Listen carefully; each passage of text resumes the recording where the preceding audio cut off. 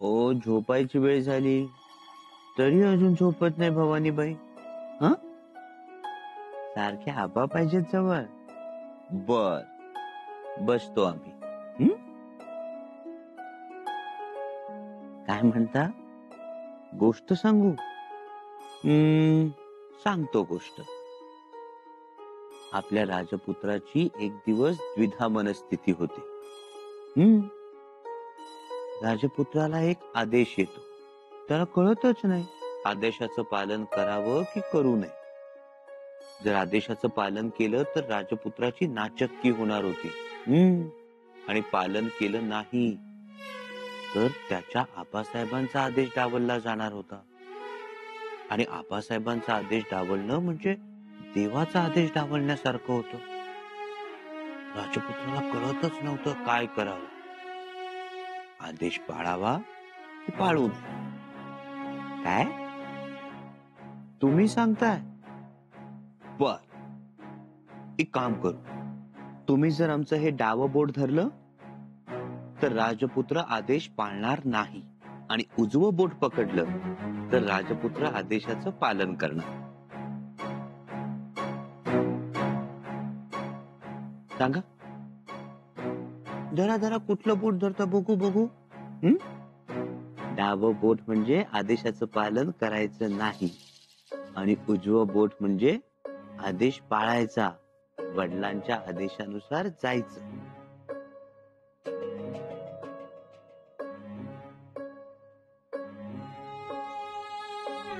राजपुत्रानं वडिलांचा आदेश पाळावा.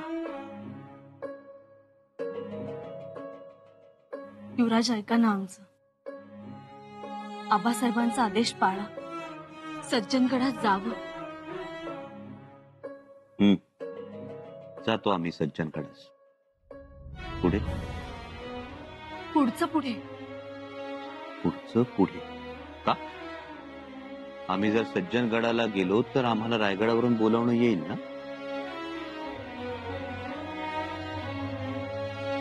बोलावणं येईलच ना. येईलच ना. युवराजनी तुमचा तुमच्या बोलण्यावर तरी विश्वास आहे का? बोलावणं यायलाच हवं ना. पण म्हणताय येईलच ना. कुठे गेली तुमच्या शब्दातली धार? कुलमुक्त्यार आहात तुम्ही. तुम्ही कसं स्वच्छ स्पष्ट सांगितलं पाहिजे. पण नाही सांगू शकणार तुम्ही सुद्धा. कारण काळाच्या पोटात काय दडलंय कुणालाच ठाऊक नाही.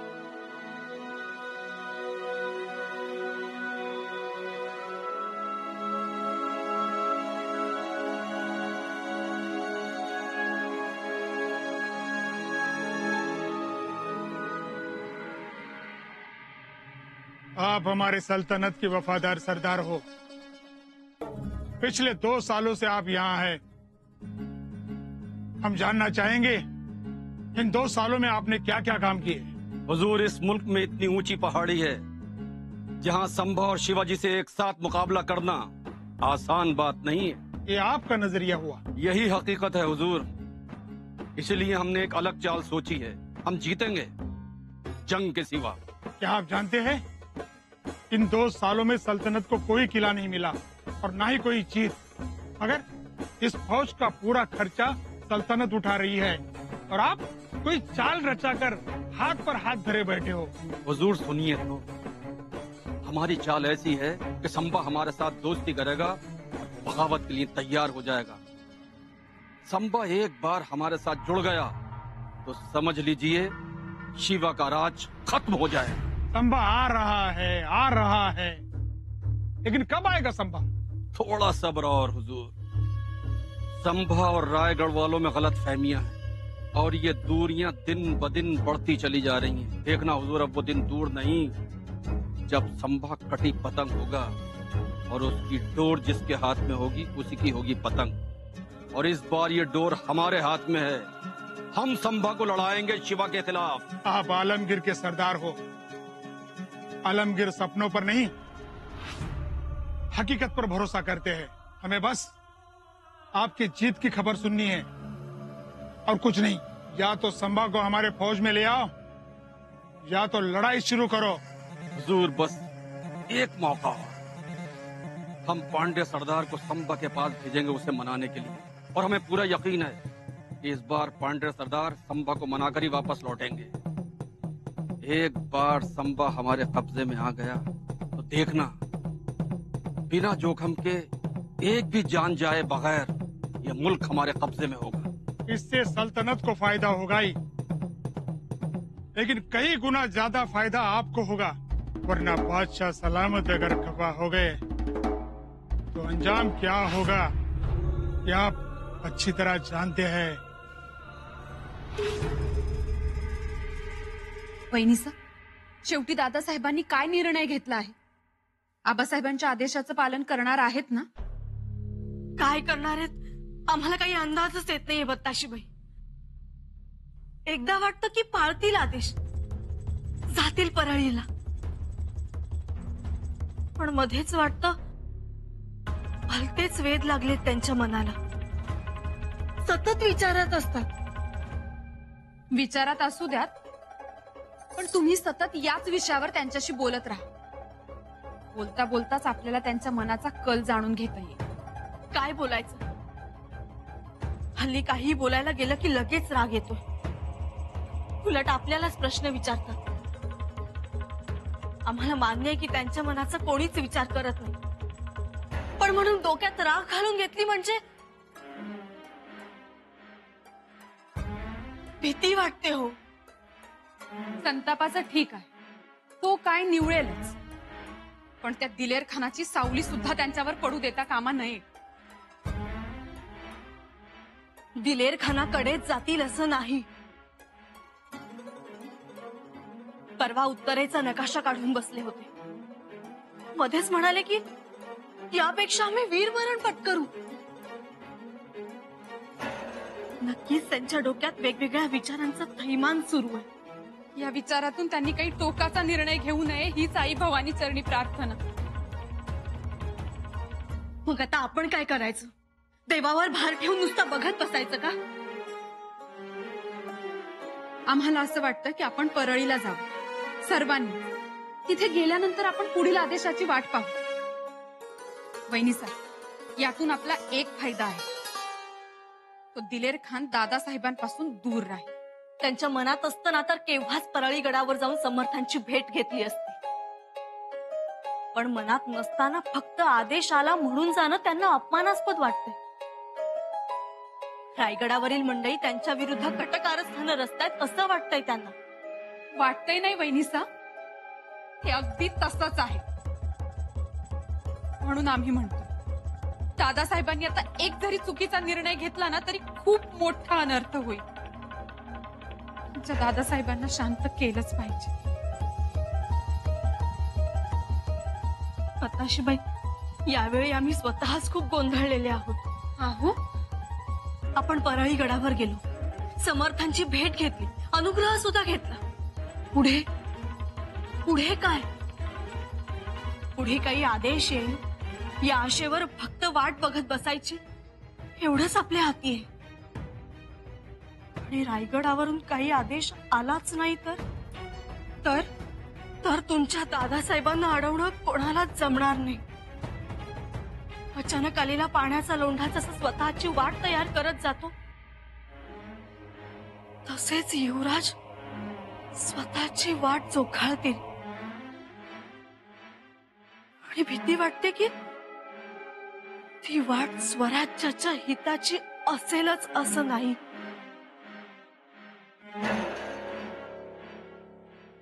वा वा लचित बडफुकन, वा, आम्हाला तुमच्याकडून हीच अपेक्षा होती। महाराज, खुश दिसताय। होय राणे साहेब, आसामच्या अहोम राजांच्या सेनापतीचा लचित बडफुकनचा खलिता आलाय। अगबाई, आसामवरून खलिता आलाय? होय, आपल्या स्वराज्याची प्रेरणा घेऊन सेनापती लचित बडफुकन यांनी औरंगजेबाच्या विरोधात बंड सुरू केलाय। आम्हाला खलिता पाठवून विचारलं असता आम्ही चाल काय आणि कशी करावी हे सांगितलं होतं त्यांना।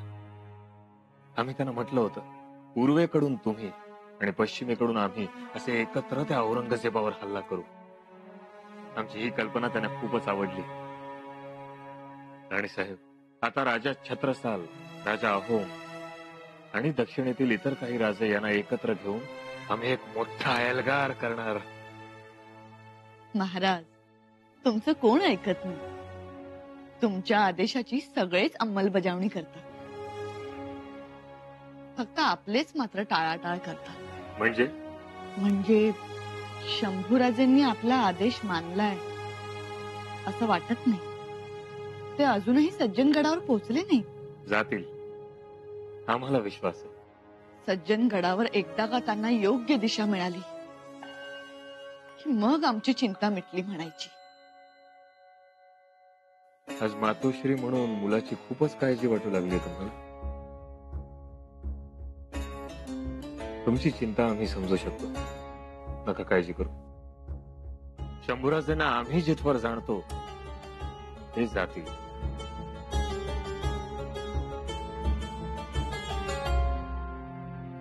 काय करावं तेच समजत नाहीये. युवराज, हम समझ सकते हैं, परंतु सज्जनगडावर गेलो तर पराभव मान्य केल्यासारखं होईल. गेलो नाही तर आबासाहेबांचा आदेश डावललाच आहे. जी युवराज. आणि हे आमच्या आयुष्यात पहिल्यांदा घडेल. कविराज, आम्ही वाटेवरून नाही, महाराजांच्या विचारांवरून चालतो. काय करावं? जावं की जाऊ नये? त्या मलंगाकडे जाऊन उपदेश घेण्यापूर्वीच मोगलांकडे येऊन पराक्रम गाजवावा.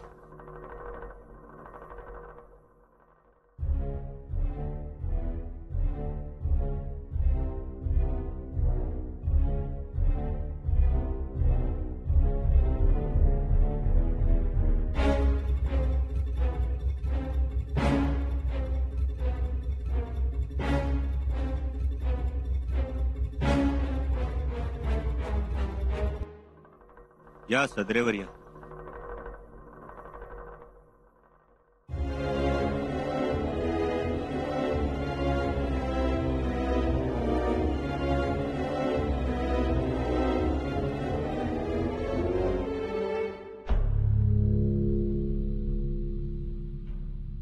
बसा. नाही म्हणजे आज स्वागत असं आणि त्या दिवशी तस. मला वाटलं आज पण भाला लावताय काय नरड्याला, म्हणून जरा घाबरलो होतो. कसे पांढरे सरदार, त्या दिवशी सुद्धा तुमच्या गळ्याला भाला लावायची काही गरज नव्हती. हा, तुमच्या गळ्याला लावायला आमचं नख सुद्धा पुरेसं आहे ना. नाही, घाबरू नका. स्वकीयांवर हात उचलत नाही आम्ही. बसा, निवांत बसा. तसा मी येणार नव्हतो, पण आलो तुमच्या फायद्यासाठी, भल्यासाठी. हे तुम्हाला पटलं तर घ्या, नाहीतर मी आपला गुळपाणी घेऊन निघून जाईल. पर चिडू नका. जे बोलायचं ते स्पष्ट बोला. युवराज, अहो किती दिवस झाले, अहो किती वाट बघतायत दिलेर खान साहेब तुमची. अहो तुमच्याबद्दल त्यांच्या मनात लई प्रीती आहे, म्हणून वाट बघतायत ते. अहो तुमच्या पराक्रमाला तिथं लई वाव आहे, लई कौतिक होईल तुमचं तिथं. इथं तुमचे हातपाय बांधलेले, त्यात डोळं असून बघायचं नाही, कान असून ऐकायचं नाही, आणि वाघ असून डरकाळी फोडायची नाही. अशाने किंमत कमी होईल ना तुमची. म्हणून म्हणलं चला. अहो खान साहेबांनी पायगड्या घालून ठेवल्या तुमच्या स्वागतासाठी. बस.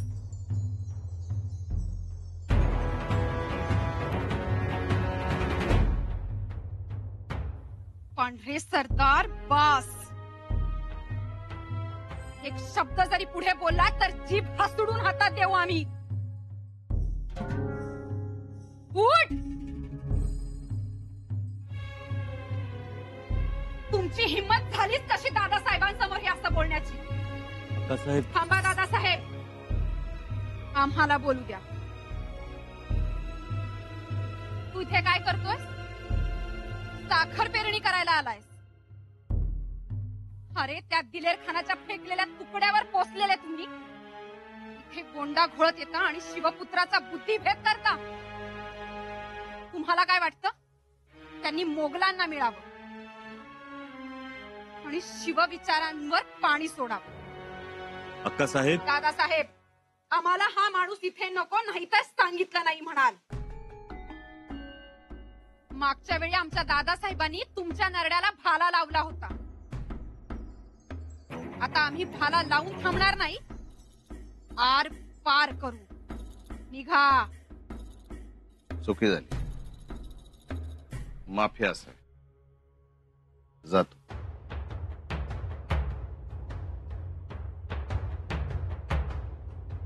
युवराज, आणि मागे वळूनही पाहू नका.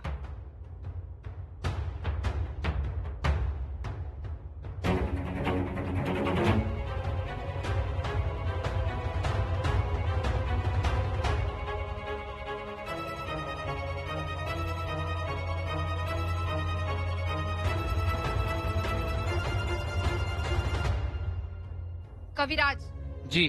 तुम्हास विनंती, यापुढे या अशा लोकांना वाड्यात येण्यास मज्जाव करावा. अक्कासाहेब वो आम्ही सांगतो ती कारवाई करावी. जी. अक्कासाहेब, हे शोभलं नाही तुम्हाला. काय शोभलं नाही? ज्या पद्धतीनं तुम्ही पांढरेंना हाकलून दिलं ते. मग पंचारती घेऊन स्वागत करायला पाहिजे होतं का त्यांचं? त्याची हिंमत होतेच कशी तुमच्या समोर सदरेवर बसायची? तो संदेश घेऊन आला होता. पण शत्रूचा. हो, शत्रूचा. पण तुमचं वागणं योग्य नव्हतं. तुम्ही जे वागताय ते तुमच्या मनाला पटतंय का हे जरा विचारून बघा. कुशाल शत्रूची माणसं वाड्यात घुसतात. अक्कासाहेब, राजकारणात कुणीही कुणाचा कायमचा मित्र नसतो आणि कुणीही कायमचा शत्रू नसतो.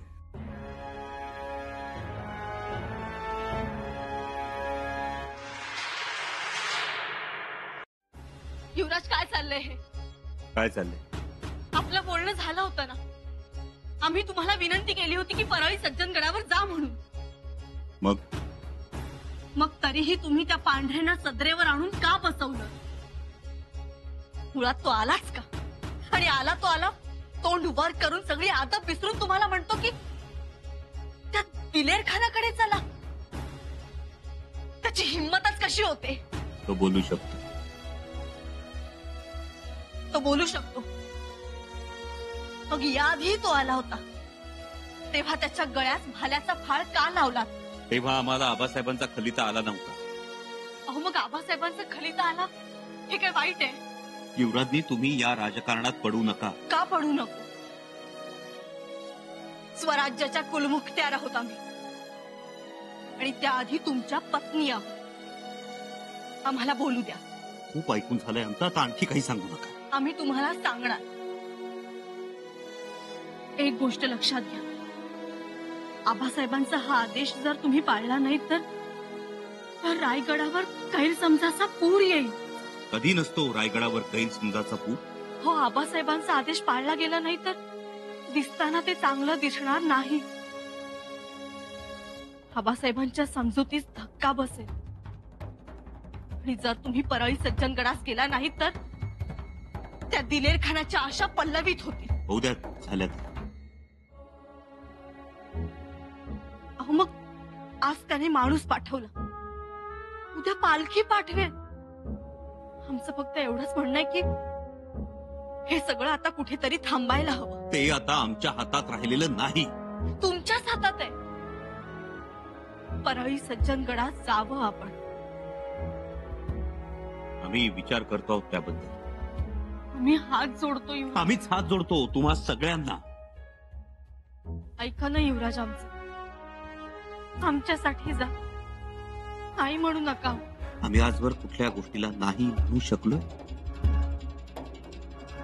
युवराज, ही गोष्ट मनाला लावून घेऊ नका. आबासाहेबांनी सांगितलंय ना, मग ते करायचंच. आमची इच्छा आहे. ठीक आहे, आम्ही एक संधी देऊ, शेवटची संधी. आम्हाला आणि आमच्या नशिबाला सुद्धा.